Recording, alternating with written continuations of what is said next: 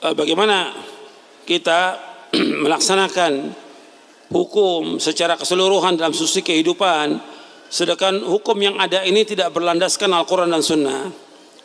Bagus pertanyaannya. Sekarang kita di negara ini, negara Indonesia, negara Islam, belum berhukum dengan hukum Islam. Ya, di sini kumandangkan azan, sholat 5 waktu berjamaah dan yang lainnya. Ini Islam. Tetapi belum berhukum dengan hukum Islam. Sekarang bagaimana? Apa kita sudah bisa melaksanakan agama ini secara keseluruhan? Bisa. Kita belajar tentang tauhid dilarang tidak? Tidak. Kita melaksanakan dakwah tauhid nggak dilarang. Kita sholat 5 waktu berjamaah nggak dilarang. Kita berjenggot nggak dilarang. Orang pakai jilbab, pakai cadar nggak dilarang. Orang melaksanakan syariat Islam nggak dilarang. Semua nggak dilarang. Tinggal negara ini belum berhukum. Kita perlu waktu. Kita ketika akan merubah sesuatu, kita rubah dari atas penguasa atau dari bawah. Saya ulangi lagi. Tolong dengarkan, kajian kita belum selesai. Antum jangan keluar, belum selesai kajiannya. Dengarkan baik-baik. Belum selesai. Kajian ini belum selesai, belum ditutup. Adabnya dalam majelis, dengarkan baik-baik sampai selesai materinya. Saya mau tanya kepada antum, perubahan yang terjadi pada satu tempat, satu desa, satu negara, perubahan itu akan terjadi, kita rubah atasnya penguasa desa itu, kota itu, atau negara, atau dari bawah kita mulai? Dari bawah. Tapi sekarang yang dipraktekkan dimulai dari mana? Dari atas. Perubahan itu dari bawah. Allah menyebutkan nggak akan ada perubahan di negara ini atau di mana aja kecuali mereka mau merubah diri mereka. Innallaha la yughayyiru ma biqaumin hatta yughayyiru ma bi anfusihim. Allah nggak akan merubah satu kaum sampai mereka merubah apa yang ada pada diri mereka. Allah suruh rubah kita atau penguasa? Kita dulu. Sekarang antum lihat dakwanya para anbiya wa rasul. Bagaimana para nabi berdakwah? Apakah Nabi Nuh alaihissalam penguasa di zaman itu? Jelas orang kafir. Apa Nabi Nuh bagaimana supaya jadi penguasa? Ketika Nabi Musa, ketika Nabi Ibrahim alaihissalam berdakwah kepada Raja Namrud, apakah Nabi Ibrahim bagaimana berusaha melengsarkan Namrud? Kemudian dakwah? Tidak, dakwah tetap jalan. Dakwah kepada raja juga tetap jalan.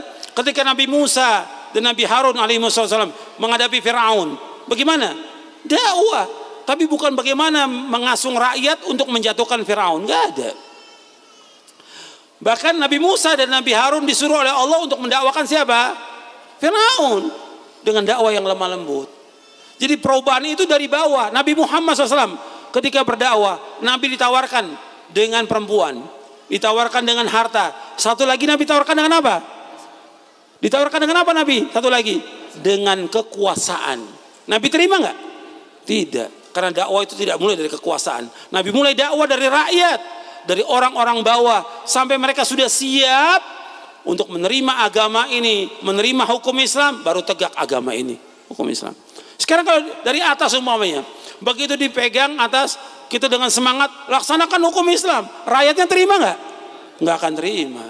Yang pertama kali dibunuh, oh ini raja, ini harus dibunuh nih. Ini harus dibunuh. Karena apa? Karena salah dalam memulai perubahan.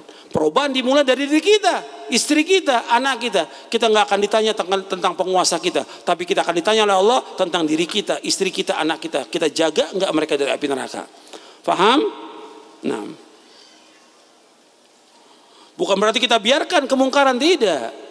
Tetap kita berusaha. Kalau kita mampu, kita datangi penguasa. Kita tegur penguasa. Bukan menegurnya di media sosial, bukan. Bukan di ceramah, di khutbah Jumat, bukan di pengajian. Tapi bagaimana? Didatangi. Nabi Musa dan Nabi Harun disuruh oleh Allah apa? Mendatangi siapa?